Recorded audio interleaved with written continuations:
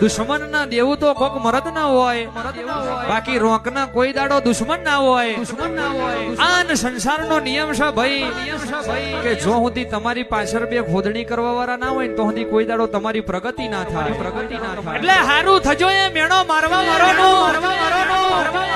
દુશ્મને મેણો ના માર્યો હોતો મારા ગરીબ ની ઓતડી ના કગડી હોત, અન મારા ગરીબ ની ઓતડી ના કગડી હોત તો કાળિયા કડજક માં આ વાઘ જેવી માતા ના જાગી હોત વગર.